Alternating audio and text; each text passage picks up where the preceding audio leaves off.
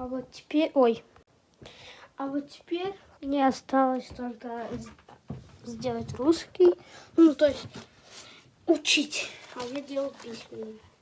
Знаете такое правило? Чтобы составить текст описания, нужно сначала назвать предмет, затем перечислить его признаки. Описание можно закончить выводом. Знаете?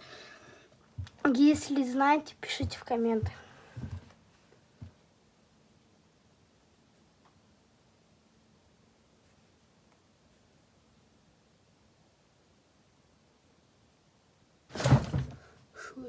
Чё, обосрались? Сейчас я буду делать очень быстро, ну, в экстре давать.